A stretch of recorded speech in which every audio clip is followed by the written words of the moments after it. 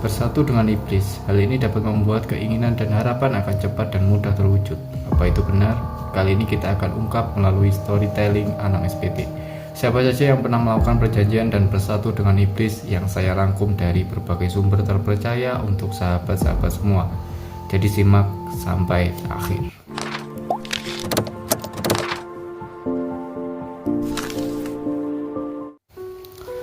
Assalamualaikum warahmatullahi wabarakatuh. Sebelum kita masuk ke dalam pembahasan, saya ingin mengumumkan kepada netizen mengenai program sosial yang akan kami jalankan. Program ini merupakan sebuah program di mana jika saudara mempunyai keinginan untuk bersedekah kepada kaum duafa, fakir miskin, anak yatim dan sebagainya, kami bisa menjembatani niat baik saudara. Saudara bisa salurkan saja melalui nomor rekening yang tertera di dalam video ini, atau juga bisa lewat membership dan via Saweria yang tertera di deskripsi video ini. Semoga niat baik Anda tidak terkontaminasi oleh prasangka-prasangka yang buruk dan niat yang tidak tepat. Semoga juga yang sudah bergabung dihitung menjadi nilai ibadah. Dan untuk teman-teman, jangan lupa subscribe channel yang sangat sederhana ini dan aktifkan loncengnya agar teman-teman semua dapat notifikasi dengan video-video storytelling yang akan kami suguhkan sebagai pengisi waktu luang untuk teman-teman semua.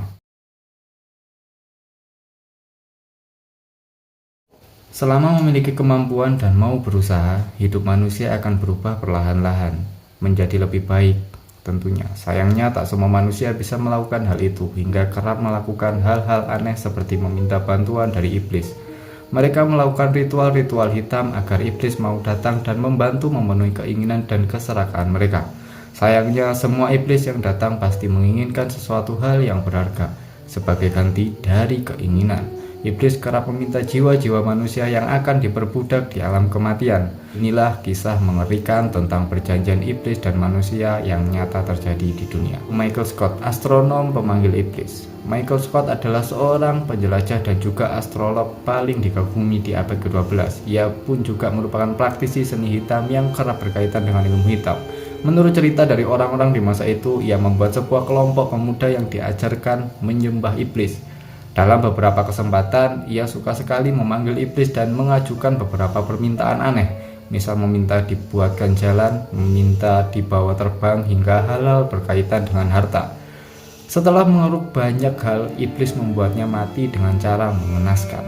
Yang kedua, Katharina Kepler, wanita beraliran sihir hitam. Katharina Kepler adalah ibu dari astronom kenamaan dunia Johannes Kepler.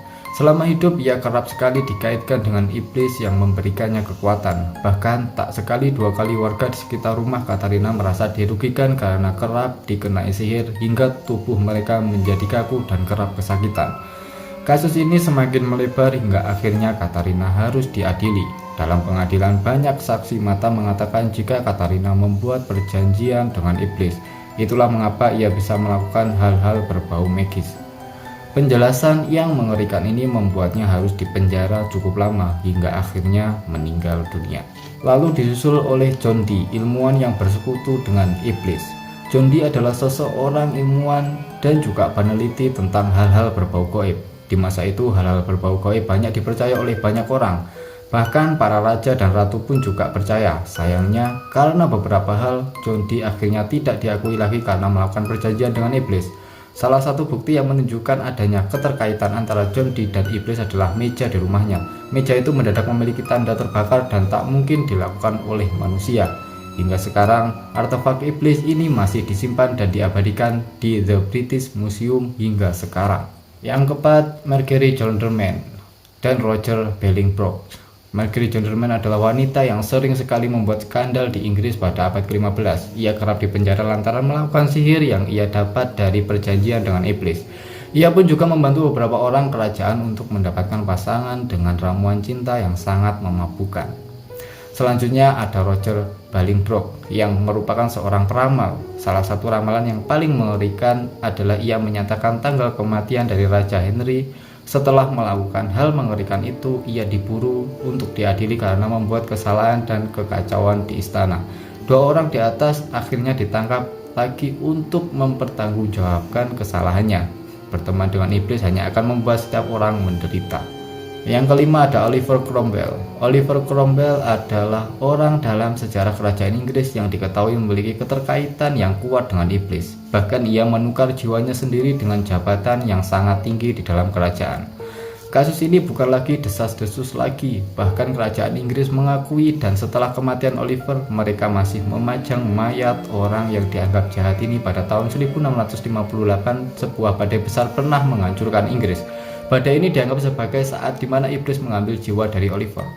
Setelah kematiannya tiba, tempat yang pernah ditinggali oleh Oliver menjadi sangat-sangat angker. Bahkan banyak orang yang mengatakan melihat hantu dari Oliver yang suka mengganggu penduduk.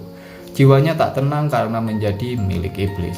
Ya, itulah 5 kisah ngeri tentang perjanjian manusia dengan iblis yang nyata adanya. Manusia-manusia ini rela memberikan apa saja, termasuk jiwanya, agar diberi jabatan, uang, atau apa saja yang diinginkan. Oh ya, kira-kira di zaman modern seperti ini, sekarang ini masih ada nggak ya manusia yang memiliki perjanjian dengan iblis? Kalau memang buah pisang lebih lezat matang di pohon, lalu kenapa kita membuatnya matang buatan dengan zat kimia? Cukup dari saya. Assalamualaikum warahmatullahi wabarakatuh.